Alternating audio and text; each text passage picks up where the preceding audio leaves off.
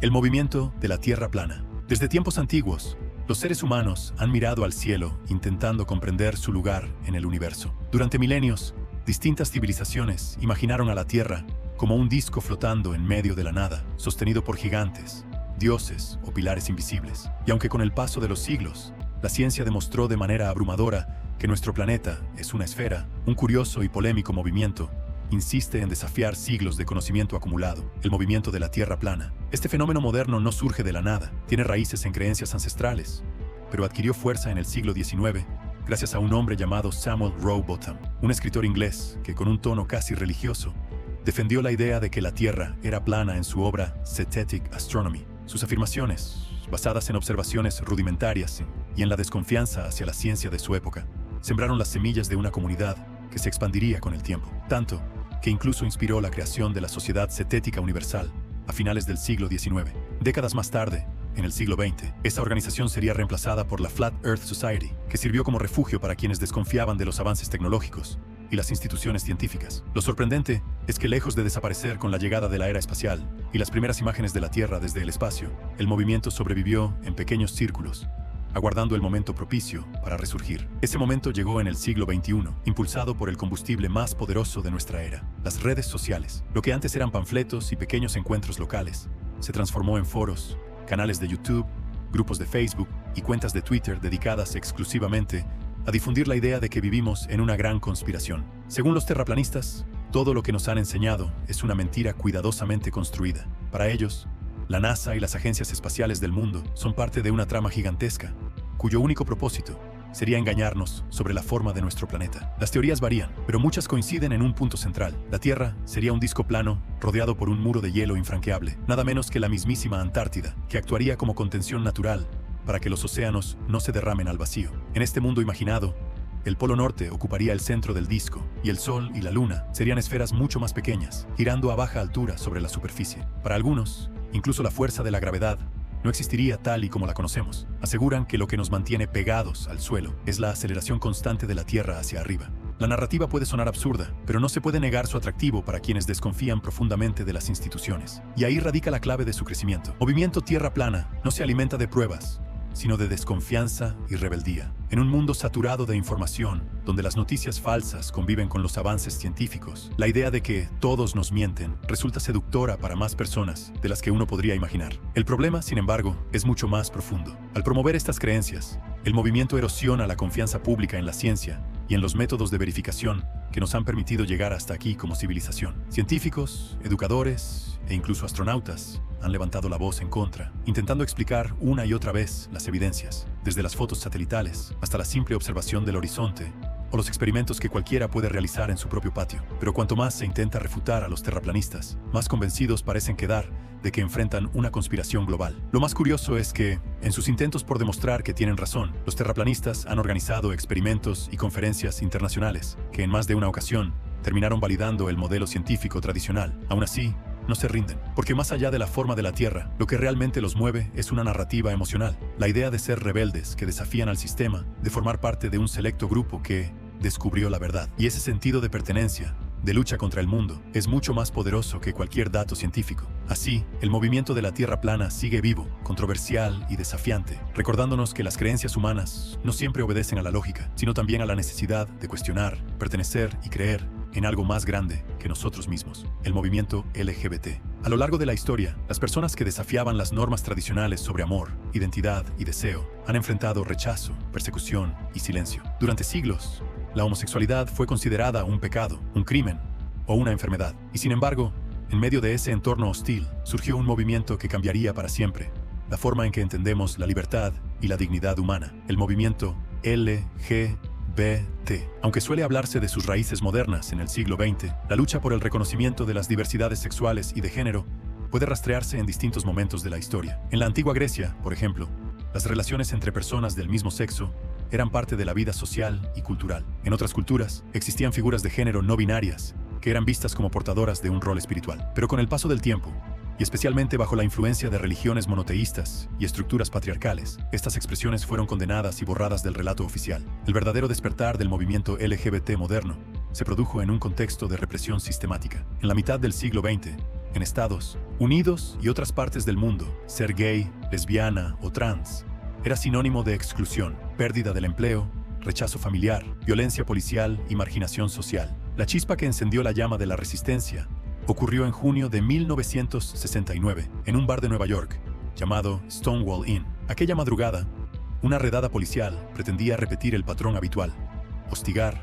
humillar y arrestar a los clientes homosexuales y trans del lugar. Pero esa noche fue distinta. Cansados de décadas de abusos, los presentes se rebelaron. Lo que comenzó como un enfrentamiento improvisado se transformó en una serie de disturbios que duraron varios días y que hoy conocemos como los disturbios de Stonewall. Fue un punto de no retorno.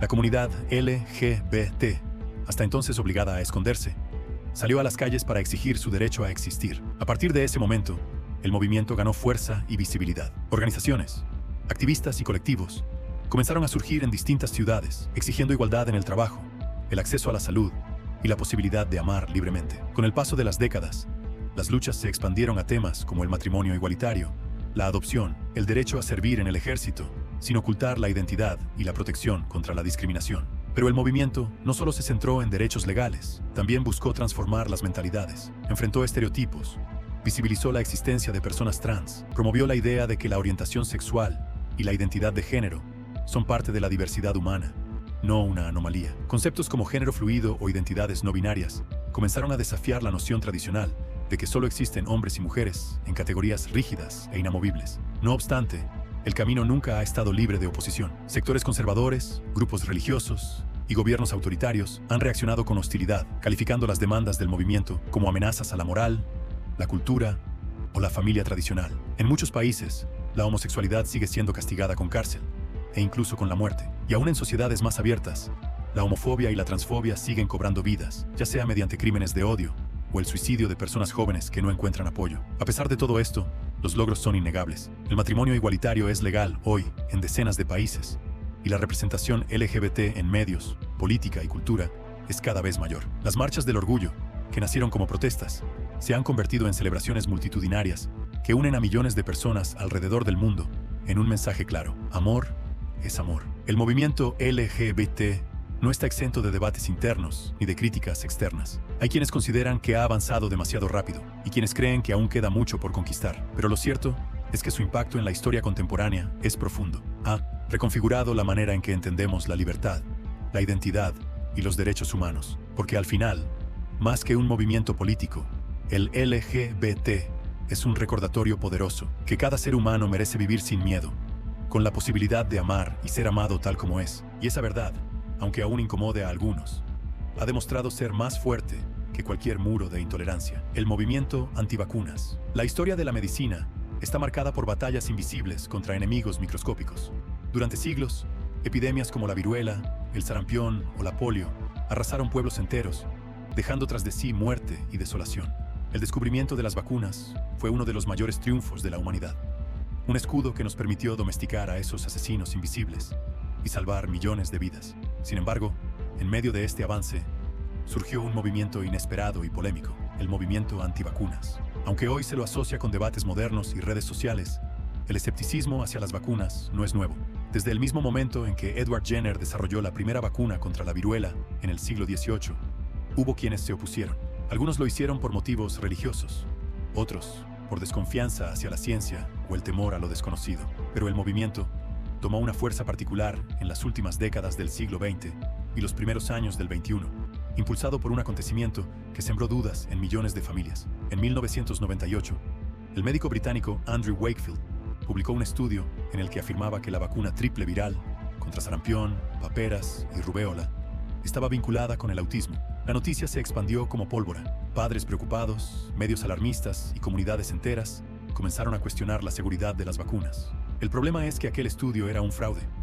Más tarde se descubrió que Wakefield había manipulado datos y ocultado conflictos de interés. Su trabajo fue retractado, perdió su licencia médica y fue repudiado por la comunidad científica. Pero el daño ya estaba hecho. A partir de ese momento, el movimiento antivacunas encontró terreno fértil. Con argumentos que apelaban al miedo y la desconfianza, comenzaron a difundir la idea de que las vacunas causan autismo, enfermedades crónicas o incluso la muerte. Otros sostenían que la inmunidad natural era superior a la protección adquirida por la vacunación ignorando que esa inmunidad natural solía cobrarse un alto precio, la vida de los más vulnerables. Con la llegada de Internet y las redes sociales, el mensaje se amplificó. Videos virales, blogs y foros se convirtieron en refugios para teorías de conspiración que acusaban a los gobiernos y a las farmacéuticas de ocultar información. Según ellos, las vacunas no eran un acto de salud pública, sino una forma de control, manipulación o enriquecimiento. El movimiento es diverso. Hay quienes rechazan todas las vacunas y quienes solo cuestionan algunas, pero en su base comparten una convicción común: la desconfianza hacia la ciencia institucional. Esa desconfianza se convirtió en un estandarte, especialmente durante la pandemia de COVID-19. Mientras el mundo entero esperaba ansioso la llegada de una vacuna que frenara el virus, los antivacunas encontraron un nuevo campo de batalla. Las dudas se transformaron en protestas, los debates en polarización social. Muchos de sus líderes se convirtieron en figuras mediáticas, escribiendo libros, produciendo documentales y organizando conferencias donde, bajo la bandera de la libertad individual, se alentaba a rechazar las vacunas. Figuras como Robert F. Kennedy Jr., sobrino del expresidente estadounidense, se posicionaron como voceros influyentes de este discurso, multiplicando la desconfianza. Las consecuencias, sin embargo, han sido graves. En comunidades donde las tasas de vacunación disminuyeron, enfermedades que se creían erradicadas, como el sarampión, regresaron con fuerza. Los expertos en salud pública advierten que no vacunarse no solo pone en riesgo a quien lo decide, sino también a quienes dependen de la inmunidad colectiva: bebés, personas inmunocomprometidas y ancianos. Los críticos del movimiento señalan que su fuerza no radica en la evidencia científica, sino en su capacidad de movilizar emociones: miedo a lo desconocido, frustración contra las élites, desconfianza hacia las instituciones. Para quienes se sienten excluidos o engañados por el sistema, creer que nos ocultan la verdad resulta más convincente que cualquier gráfico médico. Así, el movimiento antivacunas se ha consolidado como uno de los más polémicos de la era contemporánea. Un recordatorio de que, incluso en pleno siglo XXI, con acceso a más información que nunca antes, el miedo y la desconfianza pueden imponerse a la ciencia, y que las batallas más duras de la medicina no siempre se libran en laboratorios, sino en la mente y el corazón de las personas. El movimiento Alpha Male. En el reino animal, los lobos fueron durante mucho tiempo el ejemplo perfecto de jerarquía y dominio. Los científicos creían que un macho fuerte, el llamado alfa, lideraba la manada imponiendo su poder sobre los demás. Aunque esa teoría fue más tarde cuestionada e incluso desmentida, la idea del macho alfa trascendió la biología para convertirse en un símbolo cultural. Hoy, ese concepto ha sido adoptado por un movimiento polémico que promueve un ideal de masculinidad rígido y dominante: el movimiento Alpha Male. Su auge no se entiende sin el contexto de los primeros años del siglo XXI. Con la expansión de Internet y los foros en línea, surgió un espacio donde miles de hombres comenzaron a debatir sobre relaciones, poder, éxito y autoestima. En ese entorno nació la llamada Manosphere, un conglomerado de comunidades virtuales dedicadas a la masculinidad. Allí, la idea del macho alfa se convirtió en un modelo aspiracional: el hombre fuerte, seguro de sí mismo, dominante y exitoso, que nunca se deja doblegar por la sociedad ni por las mujeres. Los defensores de este movimiento promueven valores como la confianza, la determinación, la disciplina y la ambición. Para ellos, ser un alpha male significa imponerse en todos los aspectos de la vida: en el trabajo, en los negocios, en las relaciones y en el estatus social. La vulnerabilidad, en cambio, es vista como debilidad, la sensibilidad como un rasgo a erradicar. No obstante, el movimiento Alpha Male no es homogéneo.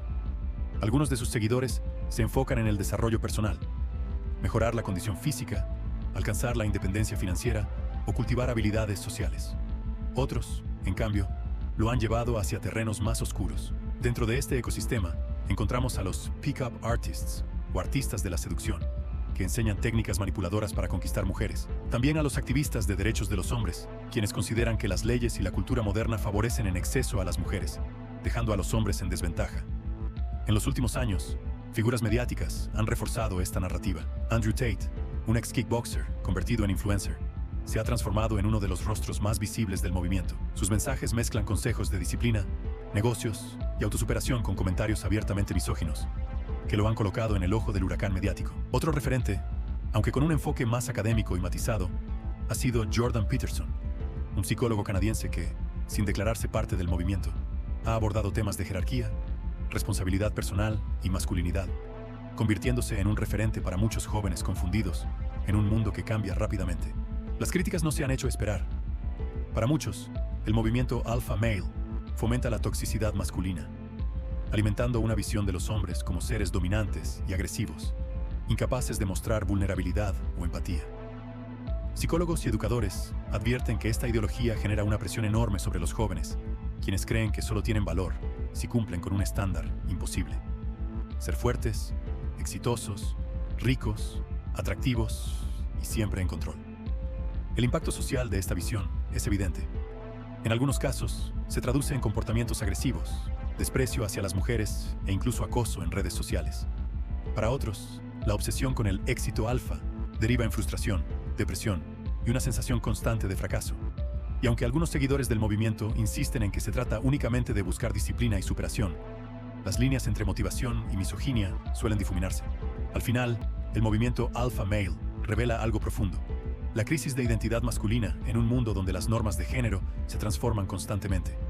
Para muchos hombres, resulta confuso encontrar su lugar entre las demandas de la igualdad moderna y los ecos de una tradición que aún espera que sean líderes, proveedores y dominantes. Y en esa incertidumbre, el mito del macho alfa aparece como una respuesta simple, aunque peligrosa, a una pregunta compleja: ¿qué significa ser hombre hoy? El movimiento Antifa. En distintos rincones del mundo, el eco del fascismo aún resuena como una herida abierta en la memoria colectiva. La violencia de las camisas negras de Mussolini en Italia, o la brutalidad de las camisas pardas de Hitler en Alemania, dejaron cicatrices imposibles de borrar. En respuesta a esas ideologías totalitarias nació, hace más de un siglo, una corriente de resistencia que con el tiempo se transformaría en un fenómeno moderno y controvertido: el movimiento Antifa.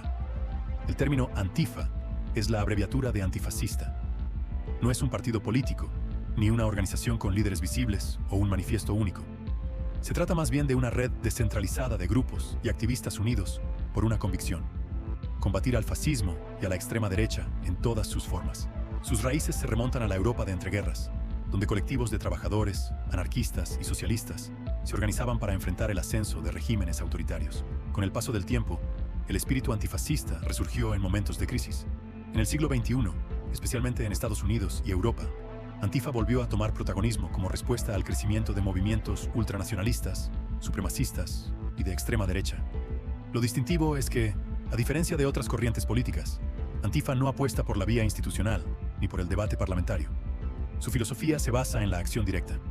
Esa acción puede adoptar muchas formas, desde protestas pacíficas y campañas de educación comunitaria, hasta tácticas mucho más confrontativas como la interrupción de mítines, la exposición pública de extremistas, conocida como doxing, o incluso el enfrentamiento físico en las calles. Para muchos de sus integrantes, no basta con debatir ideas en foros académicos.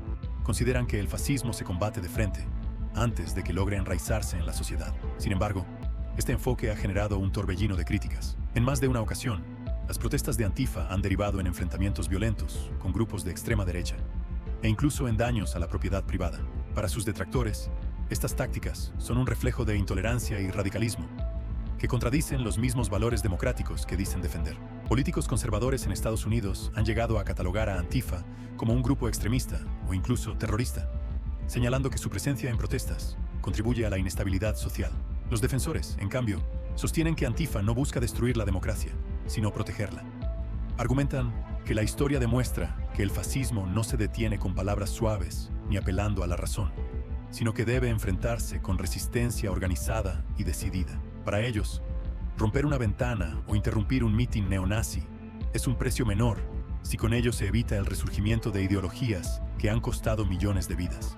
Más allá de la violencia o la confrontación, Antifa también se involucra en iniciativas menos visibles, pero igual de significativas. Campañas de educación contra el racismo, redes de apoyo mutuo en comunidades vulnerables, y proyectos que promueven la igualdad y la justicia social. Su esencia está fuertemente ligada a los principios anarquistas y de izquierda radical, lo que los distancia del liberalismo tradicional, al que consideran demasiado pasivo frente al avance de la extrema derecha. El debate sobre Antifa es intenso porque toca un punto neurálgico de nuestra época. ¿Hasta dónde es legítimo llegar en la defensa de la libertad? ¿Es válido emplear tácticas agresivas para frenar a quienes promueven odio y autoritarismo? Para algunos, Antifa es una amenaza que erosiona la estabilidad democrática. Para otros, es un escudo necesario en un mundo donde el fascismo nunca desapareció del todo, sino que mutó y espera en silencio una nueva oportunidad. Sea cual sea la postura, Lo cierto es que el movimiento Antifa representa una de las expresiones más visibles del choque entre dos fuerzas que parecen condenadas a enfrentarse eternamente. Quienes sueñan con sociedades autoritarias y quienes se niegan a permitirlo, aunque eso implique convertirse en un ejército sin rostro, siempre listo para luchar en las calles. El movimiento incel. En las profundidades de Internet existen comunidades donde el descontento, la frustración y la soledad se transforman en ideología. Allí, miles de hombres que sienten que han sido rechazados por el mundo comparten su rabia, su dolor y, en algunos casos, un odio feroz hacia quienes consideran responsables de su fracaso. Ese oscuro rincón digital ha dado origen a uno de los movimientos más polémicos y peligrosos de nuestra era. Los incels, abreviatura de Involuntary Celibates, o célibes involuntarios. El término no nació con la violencia que hoy lo caracteriza. Fue acuñado en los años 90 por una mujer canadiense que abrió un espacio en Internet para personas que tenían dificultades románticas, como un refugio de apoyo y comprensión. Pero con el tiempo, esa idea fue secuestrada por comunidades masculinas que empezaron a interpretar la falta de relaciones no como un problema personal, sino como una injusticia impuesta por la sociedad. Para los incels, el mundo moderno está estructurado de tal manera que solo los hombres más atractivos y exitosos, a quienes llaman chads, logran tener acceso al amor y al sexo. Del otro lado, ellos se perciben a sí mismos como invisibles, condenados a la soledad por factores que consideran inmutables. Su genética, su aspecto físico, su baja estatura o su falta de carisma. De ahí surge el concepto del Black Pill, una filosofía fatalista según la cual no existe esperanza ni posibilidad de mejorar. El destino está marcado y cualquier esfuerzo es inútil. Esta visión radical los lleva a clasificar a las mujeres como Stacys, arquetipos de belleza deseados por todos, pero supuestamente inaccesibles para hombres como ellos. El resentimiento se convierte entonces en el eje central de la comunidad. Y lo que podría haber sido un espacio de apoyo mutuo se ha transformado en una peligrosa incubadora de misoginia, victimismo y, en casos extremos, violencia. Varios de los episodios más oscuros asociados a los incels han quedado grabados en la memoria colectiva. Uno de los más conocidos ocurrió en 2014, cuando Elliot Rodger, un joven que se identificaba con estas ideas, asesinó a 6 personas en California antes de quitarse la vida. Dejó tras de sí un manifiesto cargado de odio hacia las mujeres y hacia los hombres, que según él, tenían éxito en el terreno romántico. Su nombre se convirtió en símbolo dentro de foros incel, donde fue venerado como un mártir. Este tipo de sucesos desató la alarma internacional. Psicólogos, sociólogos y fuerzas de seguridad comenzaron a estudiar cómo comunidades digitales podían convertirse en espacios de radicalización tan potentes como los grupos extremistas tradicionales. La conclusión fue clara. El movimiento incel es un caldo de cultivo para la violencia, porque mezcla desesperanza, frustración y odio en dosis explosivas. No todos los incels, sin embargo, promueven la violencia. Algunos participan en estos foros simplemente para expresar su soledad o su dolor. Pero esos matices suelen ser eclipsados por las voces más extremas, las que llaman a castigar a la sociedad, a las mujeres o incluso a la humanidad misma, por lo que consideran una injusticia irreparable. Las plataformas digitales han intentado controlar este fenómeno. Espacios como Reddit, 4chan o Discord han cerrado o moderado comunidades incel debido a los altos niveles de discurso de odio y llamados explícitos a la violencia. Sin embargo, la ideología persiste, refugiándose en nuevos foros y rincones más ocultos del Internet. El movimiento incel, con toda su polémica, nos recuerda una verdad inquietante. En un mundo hiperconectado, la soledad y el rechazo pueden convertirse en armas ideológicas, capaces de transformar el dolor individual en un odio colectivo. Es un espejo incómodo de lo que sucede cuando el aislamiento y la frustración no encuentran salida sana, y en su lugar, se convierten en una narrativa oscura que alimenta el resentimiento contra la sociedad entera. El movimiento Femcel. En las sombras de Internet, paralelo al mundo de los incels, surgió un fenómeno menos conocido, pero igualmente cargado de frustración, resentimiento y desilusión. El movimiento Femcel. El término proviene de Female Involuntary Celibate, es decir, mujeres célibes involuntarias. A simple vista podría parecer un espejo exacto del movimiento incel, pero la realidad es más compleja.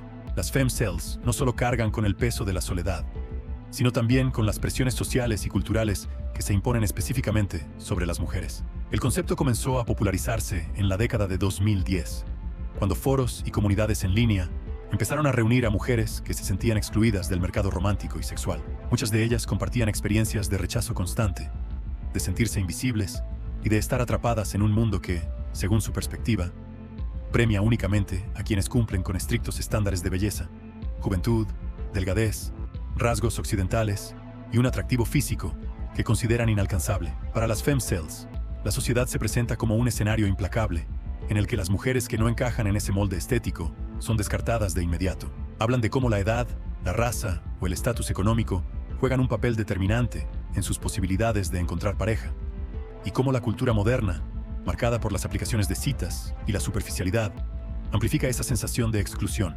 Al igual que los incels, algunas femcels abrazan una visión fatalista del mundo conocida como la píldora negra, Black Pill. Según esta ideología, la suerte está echada. No importa cuánto se esfuercen en mejorar su apariencia o su vida social, porque el sistema está diseñado para ignorarlas. Desde esa perspectiva, cualquier intento de superación es inútil, y lo único que queda es resignarse a un destino de soledad y frustración. Sin embargo, aunque comparten con los incels esa visión desesperanzada, las femcels se diferencian en el enfoque de sus quejas. En lugar de culpar a los hombres por completo, muchas señalan las estructuras sociales que dictan cómo debe verse y comportarse una mujer para ser considerada deseable. Critican la cultura del ligue rápido, la hipersexualización femenina y la presión constante de estar siempre perfectas. En algunos espacios, este discurso se entrelaza con ideas del feminismo radical, generando un terreno ambiguo donde la autocrítica convive con el resentimiento. Las comunidades femcel en Internet suelen ser lugares oscuros, donde el humor ácido y la ironía se utilizan como mecanismos de defensa. Allí, algunas mujeres comparten memes que reflejan su desesperanza, mientras otras se entregan a discusiones cargadas de odio hacia los hombres, las mujeres consideradas atractivas o la sociedad en general. Esta dinámica ha llevado a que el movimiento sea acusado de fomentar entornos tóxicos y de reforzar la autopercepción negativa de sus integrantes. Críticos del fenómeno sostienen que los espacios femcel se convierten en cámaras de eco, donde las experiencias de rechazo se magnifican hasta crear la ilusión de que no existe salida. En lugar de promover el apoyo mutuo o la búsqueda de soluciones, muchas de estas comunidades profundizan la sensación de derrota y alimentan la idea de que todo está perdido. No obstante, hay quienes ven en el movimiento un síntoma más amplio de nuestra era digital: la soledad creciente, la tiranía de las apariencias y la forma en que las redes sociales y las aplicaciones de citas han redefinido el valor de una persona en términos de me gusta, fotos y estereotipos superficiales. En ese sentido, el movimiento femcel no es solo una manifestación de frustración individual, sino también un reflejo de los problemas estructurales que enfrentan las mujeres en un mundo obsesionado con la imagen. Al final, el femcel es un recordatorio doloroso de que la exclusión y la soledad no son exclusivas de un género, y que, cuando esas heridas no encuentran espacios de sanación, pueden transformarse en ideologías que perpetúan el resentimiento en lugar de la esperanza. El movimiento Black Lives Matter, en 2012, en un barrio de Florida, un adolescente afroamericano llamado Trayvon Martin fue asesinado por George Zimmerman, un vigilante vecinal que afirmó haber actuado en defensa propia. A pesar de las circunstancias y la indignación social, Zimmerman fue absuelto. El veredicto encendió la furia de miles de personas que veían en este caso un reflejo de algo más profundo. Un sistema donde la vida de los afroamericanos parecía valer menos. Fue entonces cuando surgió un grito que se expandiría como pólvora: Black Lives Matter. Las vidas negras importan. El hashtag se convirtió en movimiento en 2013, fundado por 3 mujeres activistas: Alicia Garza, Patrice Cullors y Opal Tometi. Su objetivo inicial era claro: denunciar la violencia policial y el racismo sistémico que por décadas habían afectado a la comunidad afroamericana en Estados Unidos. Lo que empezó como una consigna en redes sociales, pronto se transformó en una fuerza global que reconfiguró la manera en que hablamos de justicia, igualdad y derechos humanos. El movimiento ganó protagonismo en 2014 tras las muertes de Michael Brown en Ferguson, Missouri, y Eric Garner en Nueva York, ambos a manos de la policía. Las imágenes de protestas masivas, enfrentamientos con las fuerzas de seguridad y consignas que exigían justicia marcaron un antes y un después. Ferguson se convirtió en un símbolo, no solo de la rabia, sino de la resistencia frente a un sistema que parecía repetir la misma historia una y otra vez. Con el tiempo, Black Lives Matter se consolidó como un movimiento descentralizado, sin líderes únicos, pero con un mensaje poderoso: exigir responsabilidad a las instituciones y visibilizar la violencia estructural contra los afroamericanos. Sus demandas abarcan desde la reforma policial hasta cambios más profundos en el sistema de justicia criminal, la educación y las oportunidades económicas. La cúspide de su influencia llegó en 2020, cuando el mundo entero presenció el asesinato de George Floyd en Minneapolis, asfixiado bajo la rodilla de un policía durante más de 9 minutos. El video del suceso recorrió el planeta en cuestión de horas, despertando una ola de indignación global. Millones de personas salieron a las calles en decenas de países, convirtiendo a Black Lives Matter en uno de los movimientos de protesta más grandes de la historia contemporánea. Sin embargo, el impacto del movimiento no ha estado libre de controversia. Para muchos, BLM representa un grito legítimo de justicia y un recordatorio de que el racismo no es un problema del pasado, sino una herida aún abierta. Para otros, sus consignas, especialmente la de quitar fondos a la policía, resultan radicales e incluso peligrosas. Críticos argumentan que la retórica del movimiento ha contribuido a la polarización política y social, y algunos señalan incidentes de disturbios, saqueos y violencia durante las protestas como evidencia de sus excesos. Más allá de las críticas, es innegable que BLM logró colocar el tema del racismo en el centro de la agenda política y mediática. Empresas, celebridades, instituciones educativas y gobiernos se vieron obligados a pronunciarse. Las donaciones millonarias, el aumento de representaciones diversas en medios y la presión por políticas más inclusivas fueron consecuencias directas de su influencia. El movimiento también enfrentó cuestionamientos internos, especialmente en torno a la gestión de fondos y la transparencia de sus organizaciones afiliadas. Aún así, la esencia de BLM trasciende a sus líderes o a su estructura organizativa. Es un grito colectivo que canaliza siglos de dolor y resistencia. Al final, Black Lives Matter no es solo un movimiento político, sino también un símbolo cultural y moral. Representa la lucha constante por la dignidad humana y la idea de que ninguna vida debe ser tratada como desechable por el color de su piel.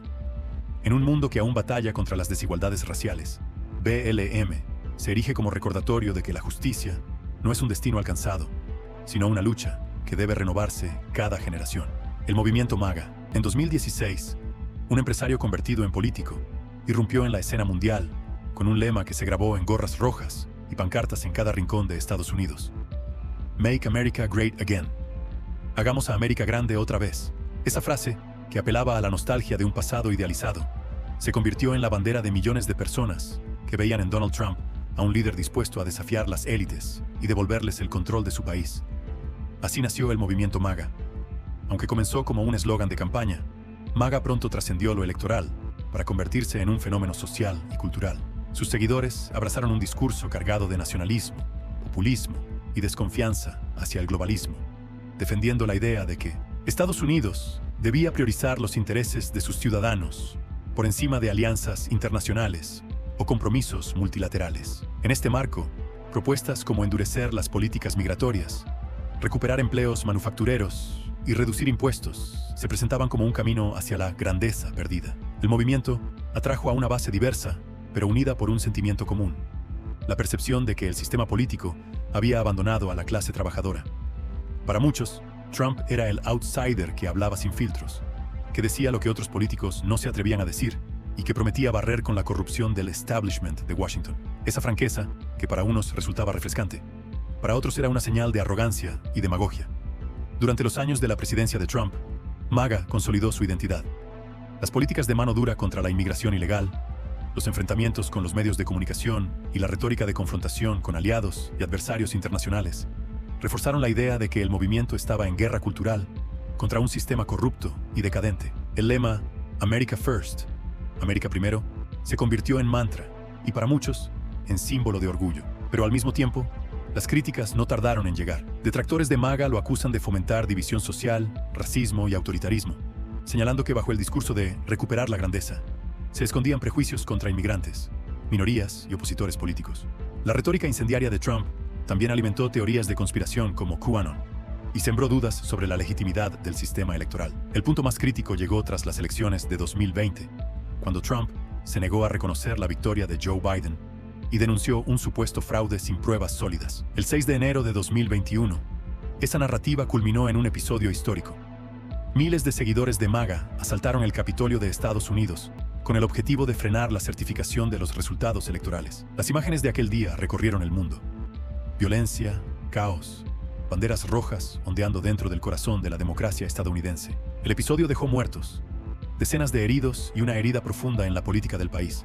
Tras ese hecho, el movimiento quedó más polarizado que nunca. Para algunos, MAGA es una amenaza que erosiona las instituciones democráticas. Para otros, sigue siendo una esperanza de recuperar un país que sienten perdido.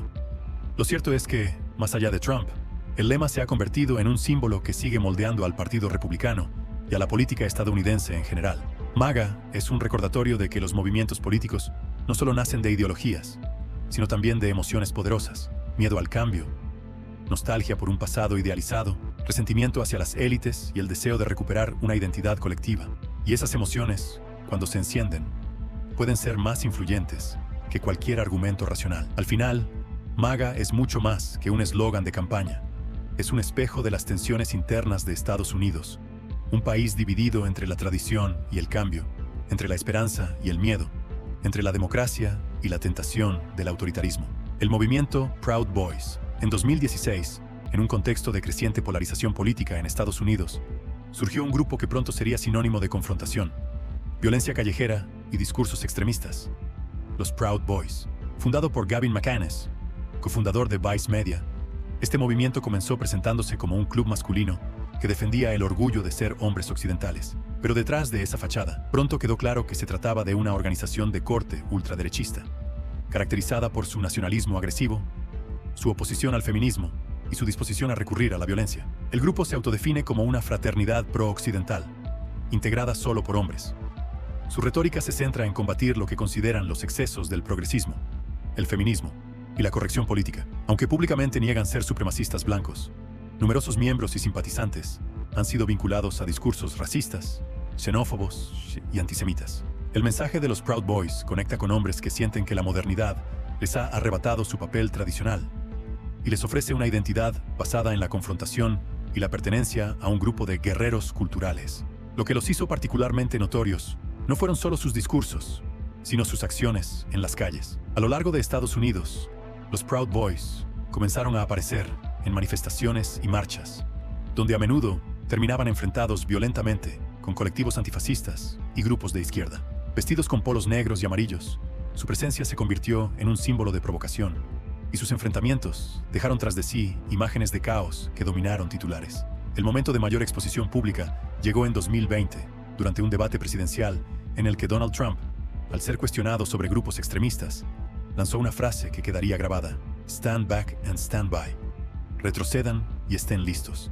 Aunque más tarde intentó matizar sus palabras, para los Proud Boys fue interpretado como un respaldo tácito de su causa. Desde entonces, el grupo se sintió legitimado y reforzó su papel como brazo militante de la extrema derecha. El clímax de esta historia ocurrió el 6 de enero de 2021, durante el asalto al Capitolio de Estados Unidos. Investigaciones posteriores revelaron que varios de los líderes de los Proud Boys estuvieron directamente involucrados en la organización y ejecución del ataque.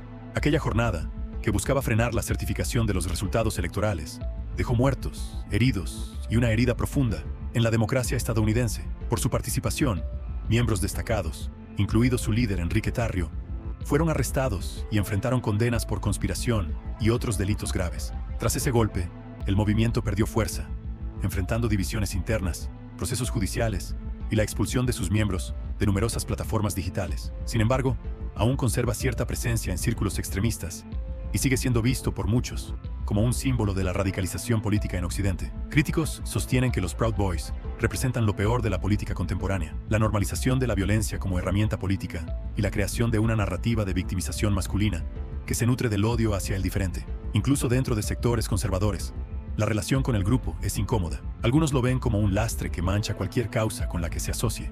Para sus seguidores, en cambio, los Proud Boys encarnan la resistencia contra lo que perciben como un mundo dominado por ideologías progresistas que amenazan sus valores. Esa sensación de estar defendiendo la civilización occidental es la que los mantiene unidos, incluso frente a la condena pública y la persecución judicial. El caso de los Proud Boys demuestra cómo un movimiento puede crecer rápidamente en tiempos de polarización, alimentado por el miedo, el resentimiento y el deseo de pertenecer. También es una advertencia sobre cómo los discursos de odio, cuando encuentran eco en las calles, pueden transformarse en hechos capaces de sacudir los cimientos de la democracia.